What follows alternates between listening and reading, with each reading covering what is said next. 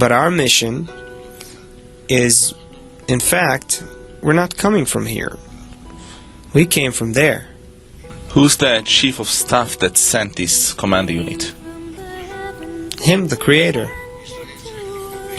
So, seemingly this chief of staff sent this command unit, Sent the commando, gave them strength, gave them the connections, everything. And if they're connected to him, but they have no choice. He broke them.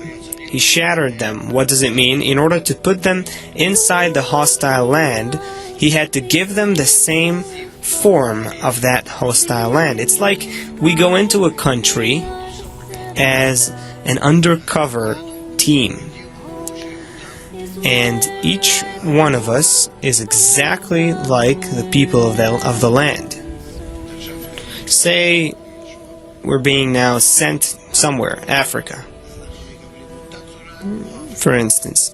So we'll take on the same shape and form of the people in Africa.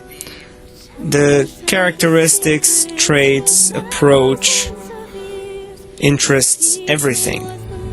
The same exact form, inside and out. This entire planet, we are aliens. We're coming from a different galaxy. We received this ray of light, this awakening, individually, and now we're gathering as groups, starting to prep ourselves to conquer Earth. That's the mission. And now a story that'll make no sense whatsoever, as it zero zilch. But here it is. There's a new phrase creeping into our language from the internet. And it goes like this. All your base are belong to us. No, you didn't hear me wrong. It goes, all your base are belong to us.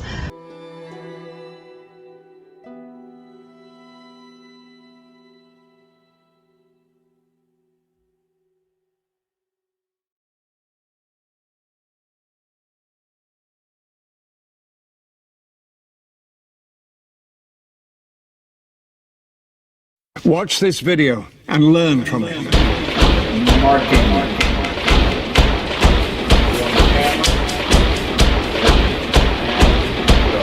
Third time's the charm. One. Listen up. Third time's the charm. Two. Remix. Third time's the charm. Nice play. Third time's the charm. Three. Do you think you can handle it? All your base arm. All your base arm. All your base arm. All your base arm belong to us. God. Battle bears. God. Chew on that. God. Armed dolphins. God.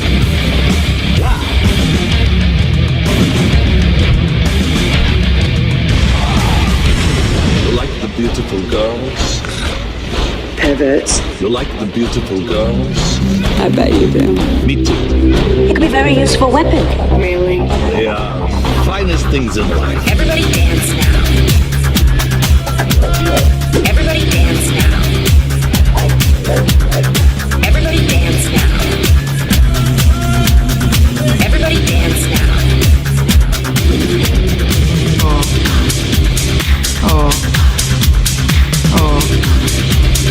Sounds kind of kinky.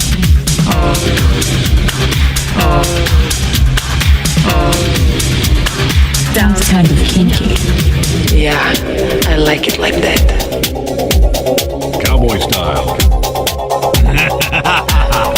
Yeah, I like it like that. I bet you do. Some kind of conflict between beings from the Orion system and another group of beings from this Pleiades system. While archaeologists still debate the true purpose of the Serpent Mound, ancient astronaut theorists believe the answer may be found in the traditional stories of the native people of the region, a people whose legends tell of a great battle waged between a serpent and visitors from the Pleiades. According to the legend, there were two entities involved in this great battle.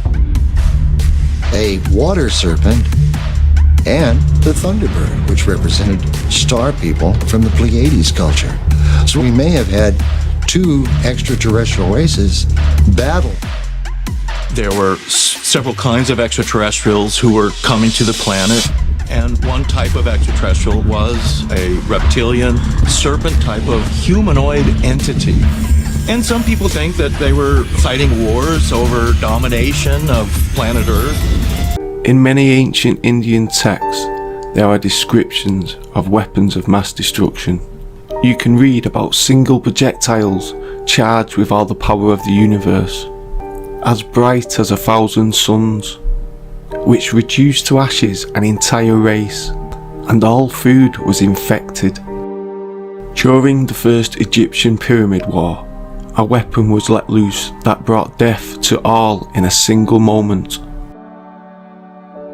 Also, when Zeus battles the Titans, weapons were used that hurled the earth into ruin.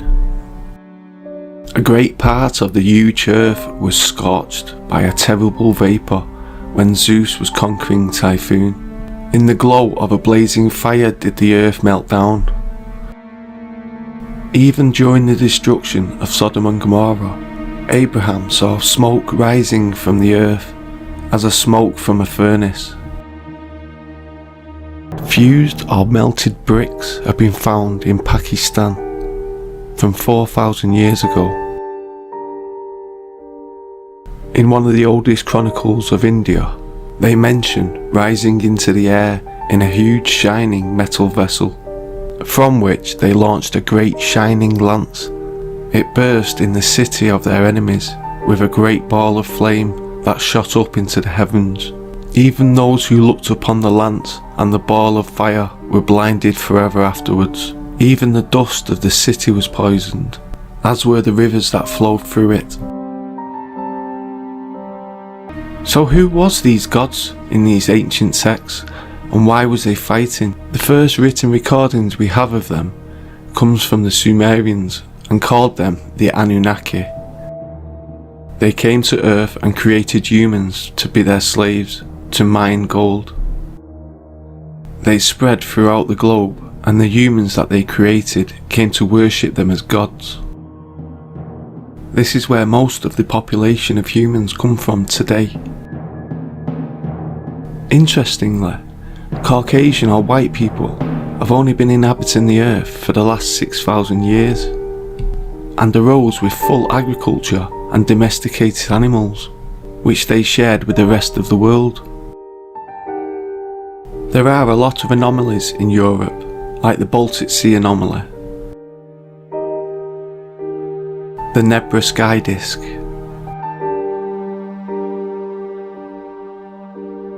and early European cave drawings, all pointing at a position located in an area of the sky called the Taurus constellation, and especially to the Pleiades star cluster, which is located inside the Taurus constellation.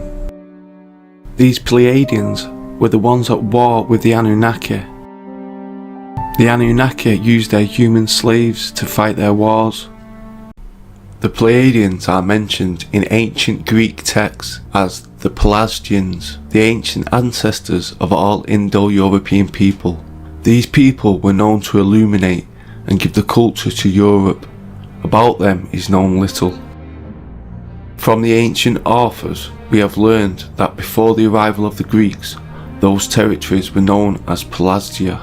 The Pleiadians taught the Greeks the working of metals and the construction of walls.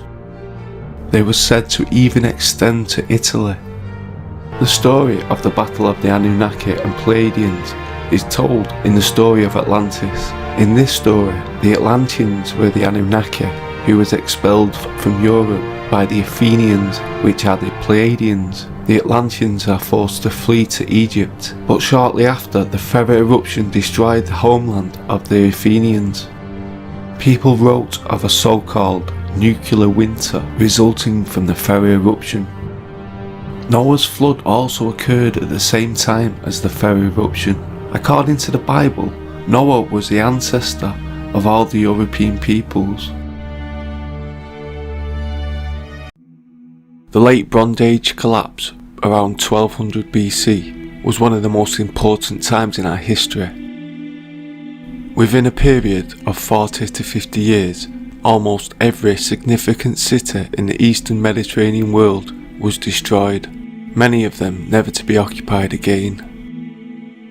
The 382 Amarna letters represent one of the greatest archaeological proofs that the history of the Bible and the conquest under Joshua of the Promised Land is true.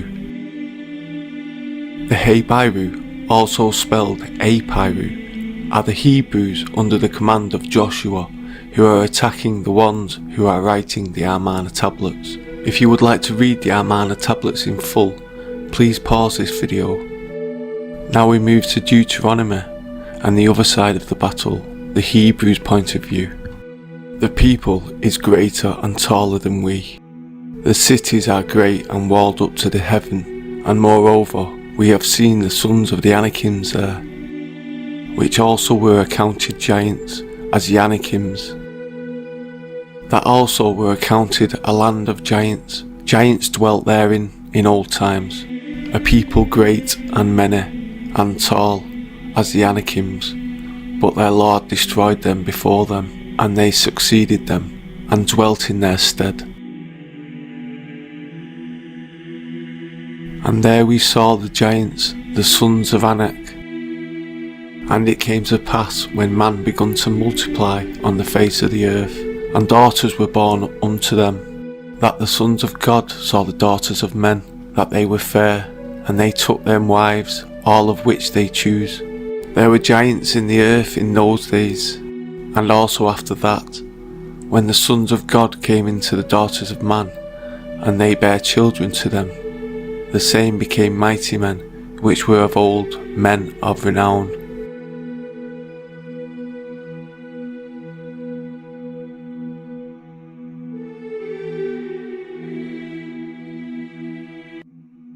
I don't think many people know that only socialists publicly advocated genocide in the 19th, 20th centuries. I think that's a very little known fact, and it seems shocking if you mention it. I've lectured on it here and in other universities, and it's always greeted with a sense of shock. It first appeared in January 1849 in Marx's journal Neue Rheinische Zeitung. Engels wrote of how the class war in Marxian terms means that when socialist revolution happens, the class war happens, there will be primitive societies in Europe 2 stages behind, because they're not even capitalist yet. And he had in mind the Basques and the Bretons and the Scottish Highlanders and the Serbs, and he calls them racial trash, Völkerabfälle, racial trash, and they will have to be destroyed, because being 2 stages behind in the historical struggle, it will be impossible to bring them up to the point of being revolutionary.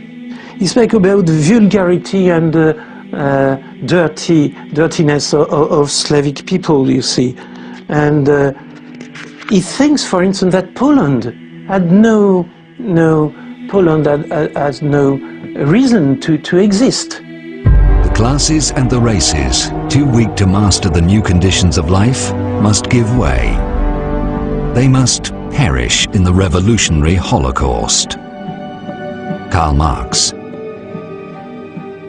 Marx began it. He was the ancestor of modern political genocide, and I don't know that any European thinker of the modern period before Marx and Engels ever publicly advocated racial extermination.